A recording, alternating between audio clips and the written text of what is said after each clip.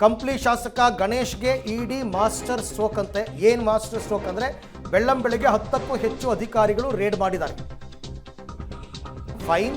ಇಡಿ ಅಧಿಕಾರಿಗಳನ್ನು ಕಂಡು ಕಂಪ್ಲಿ ಗಣೇಶ್ ಶಾಸಕ ಕಂಪ್ಲಿ ಗಣೇಶ್ ಅವರು ಶಾಕ್ ಆಗಿದ್ದಾರೆ ಅಂತ ಇಡಿ ಅವರು ಶೋಧ ಕಾರ್ಯ ಮಾಡ್ತಾ ಇದ್ದಾರೆ. ಈಗ ಎಷ್ಟು ಜನ ಬಂದರು ಅವ್ರ ಮನೆಗೆ ಅನ್ನೋದು ಮುಖ್ಯ ಅಲ್ಲ.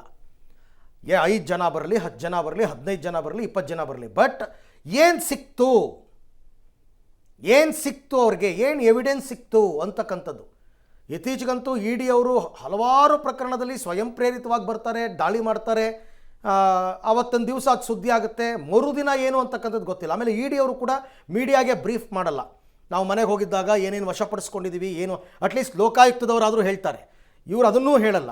ಸೊ ಹಾಗಾಗಿ ಅವ್ರು ಏನು ಎಕ್ಸ್ಪೆಕ್ಟ್ ಮಾಡ್ತಾ ಇದ್ದಾರೆ, ಅವ್ರಿಗೇನು ಬ್ಯಾಂಕ್ ಡಾಕ್ಯುಮೆಂಟ್ಗಳನ್ನ ಚೆಕ್ ಮಾಡ್ಬೋದು, ಪಾಸ್ಬುಕ್ಗಳನ್ನ ಚೆಕ್ ಮಾಡ್ಬೋದು, ಅಥವಾ ಆ ಸಂದರ್ಭದಲ್ಲಿ ಲೋಕಸಭಾ ಚುನಾವಣೆ ಸಂದರ್ಭದಲ್ಲಿ ಇವರ ಅಕೌಂಟ್ನಲ್ಲಿ ಆಗಿರ್ತಕ್ಕಂಥ ಟ್ರಾನ್ಸಾಕ್ಷನ್ಸ್ ಏನು, ಬೇನಾಮಿ ಅಕೌಂಟ್ಗಳೇನಾದರೂ ಇಟ್ಕೊಂಡಿದ್ದಾರಾ ಇವ್ರ ಹೆಸರು ಅಲ್ಲದೇ ಬೇರೆಯವರು, ಆಮೇಲೆ ಅವರ ಕುಟುಂಬದವರ ಹೆಸರಿನಲ್ಲಿ ಏನಾದರೂ ದುಡ್ಡು ಟ್ರಾನ್ಸಾಕ್ಷನ್ ಆಗಿದೆಯಾ, ಅಥವಾ ಆಮೇಲೆ ನನ್ನ ಪ್ರಕಾರ ಈ ಥರದ್ದೆಲ್ಲ ಹೆಚ್ಚು ಕಡಿಮೆ ಬ್ಲ್ಯಾಕ್ ಮನಿ ರೂಪದಲ್ಲೇ ಓಡಾಡ್ಬಿಡುತ್ತೆ, ಹವಾಲಾ ರೂಪದಲ್ಲೇ ಓಡಾಡ್ಬಿಡುತ್ತೆ.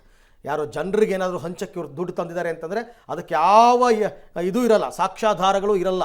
ಬ್ಯಾಂಕಿಂದ ಡ್ರಾ ಮಾಡ್ಕೊಂಡ್ಬಂದು ಹಂಚೋ ರೀತಿಯಲ್ಲಿ ಏನು ಮಾಡ್ಕೊಂಡಿರಲ್ಲ, ಅವ್ರೇನು ಅಷ್ಟು ದಡ್ರೂ ಆಗಿರಲ್ಲ ನನ್ನ ಪ್ರಕಾರ. ಹೈದರಾಬಾದ್ನ ಸೊಸೈಟಿ ಬ್ಯಾಂಕ್ಗಳಿಂದ ಇವ್ರ ಅಕೌಂಟ್ಗಳಿಗೆ ಏನಾದರೂ ಹಣ ವರ್ಗಾವಣೆ ಆಗಿದ್ದು ನಿಜ ಆದರೆ ಆಗ ಅದು ಸತ್ಯಾಂಶ ಅಂತಕ್ಕಂಥದ್ದು ಗೊತ್ತಾಗುತ್ತೆ. ಆಮೇಲೆ ಅದ್ರದ್ದು ಏನೋ ಒಂದು ಲೀಡನ್ನು ಇವ್ರು ಹಿಡಿದಿರಬೇಕು ಅಂತ ಅನ್ನಿಸ್ತಾ ಇದೆ. ಈಗ ಚೀಟಿ ಮತ್ತು ಬ್ಯಾಂಕ್ ಟ್ರಾನ್ಸಾಕ್ಷನ್ಗೆ ಸಂಬಂಧಪಟ್ಟಂತೆ ಏನೋ ಲೀಡ್ ಸಿಕ್ಕಿರಬೇಕು ಇವ್ರಿಗೆ. ಹಾಗಾಗಿ ಇವರು ಮತ್ತೆ ಈಗ ಈ 4 ಜನರ ಮನೆಗಳ ಮೇಲೆ ಮತ್ತು PA ಮನೆ ಮೇಲೆಲ್ಲ ದಾಳಿ ಮಾಡಿರ್ತಕ್ಕಂಥದ್ದು. ಬಟ್ ಇನ್ಸೈಡ್ ಏನು ನಡೀತಾ ಇದೆ ಅಂತಂದರೆ ಹೆಚ್ಚು ಕಡಿಮೆ ನನ್ನ ಪ್ರಕಾರ ಡಾಕ್ಯುಮೆಂಟ್ಗಳ ವೆರಿಫಿಕೇಶನ್ಸ್ ಆಗ್ತಾ ಇರುತ್ತೆ. ಮತ್ತೆ ಈ ಟ್ರಾನ್ಸಾಕ್ಷನ್ಗೆ ಏನು ಹೇಳ್ತೀರಿ, ನಿಮ್ಗೆ ಗೊತ್ತಿಲ್ವಾ ಇದು ಅಂತೆಲ್ಲ ಕೇಳ್ತಾರೆ, ಕೋಡ್ ವರ್ಡ್ ನಿಮ್ಗೆ ಸಂಬಂಧ ಏನು ಅಂತ.